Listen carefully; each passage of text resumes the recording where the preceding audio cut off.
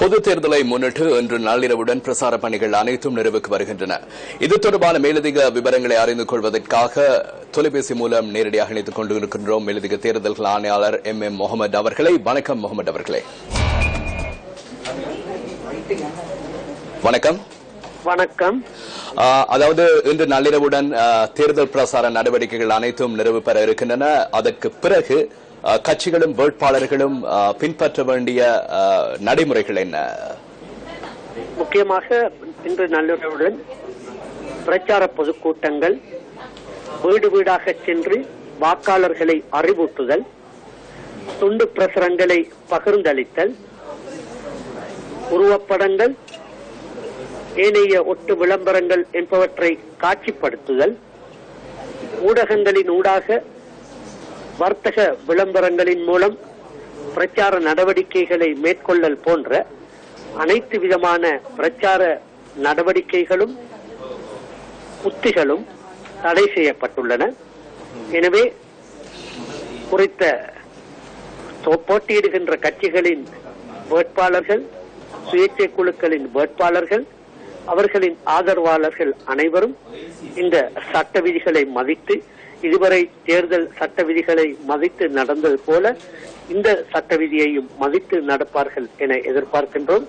அவ்வாறு நடந்து கொள்ள தவறுகின்றவர்களுக்கு எதிராக தேர்தல்கள் திணைக்களமும் போலீஸ் திணைக்களமும் உரிய சட்ட நடவடிக்கைகளை எடுப்பதற்கு எவ்வளவும் எந்த அளவிலும் பின்னிக்க மாட்டாது என்பதையும் தெரிவித்துக் கொள்கின்றோம். அதாவது முகமது அவர்களே, 17ஆம் தேதி தேர்தலுக்காக தற்போது உங்களுடைய பணிகள் எந்த மட்டத்தில் இருக்கிறது?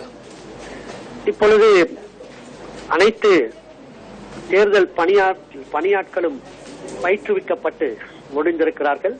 இவர்கள் நாளை கொழும்புக்கு வெளியே வெளி மாவட்டங்களுக்கு, கொழும்பிலிருந்து அறிக்கையிட வேண்டியவர்கள் நாளை அந்தந்த மாவட்டங்களுக்கு அறிக்கையிடுமாறு கேட்கப்பட்டுள்ளார்கள். அந்தந்த மாவட்டங்களில் அறிக்கையிட வேண்டிய பணியாட்கள் எதிர்வரும் 16ஆம் தேதி காலையில் அறிக்கையிட உள்ளார்கள். அதே போன்று தேர்தலுக்கு தேவையான அனைத்து முஸ்தீஃபு நடவடிக்கைகளும் நிறைவு பெற்றிருக்கின்றன. வாக்குச்சீட்டு, வாக்கு பெட்டிகள், ஏனைய அனைத்து பொருட்களும் அந்தந்த மாவட்டங்களில் கொண்டு போய் அந்தந்த மாவட்டங்களுக்கு வழங்கப்பட்டுள்ளன. தற்போது வாக்களிப்பு நிலையங்களுக்கு அவை எடுத்துச் செல்வதற்காக தயார்படுத்தப்பட்ட வண்ணம் இருக்கின்றன.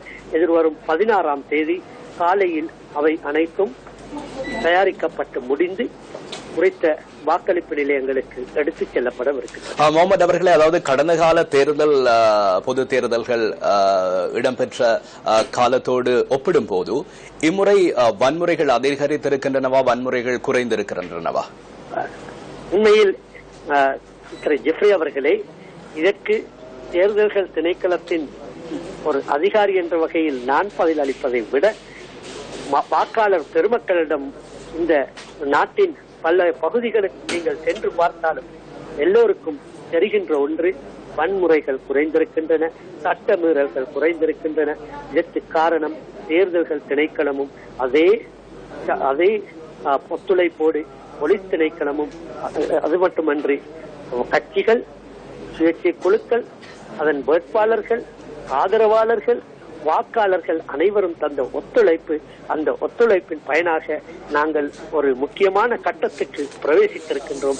அந்த கட்டத்தை எதிர்வரும் தேர்தல்களிலும் பாதுகாத்துக் கொள்வதற்கு தேர்தல்கள் திணைக்களம் முடிந்த அனைத்து நடவடிக்கைகளையும் எடுக்கும். நன்றி திரு முகமது அவர்களே. உங்களுடைய வேலைப்பழுவின் மத்தியிலும் எங்களோடு உங்களுடைய பொன்னான நேரத்தை எங்களோடு பகிர்ந்து கொண்டமைக்காக உங்களுக்கு நமது நன்றிகளை நியூஸ் ஃபர்ஸ்ட் சார்பாக தெரிவித்துக் கொள்கின்றோம்.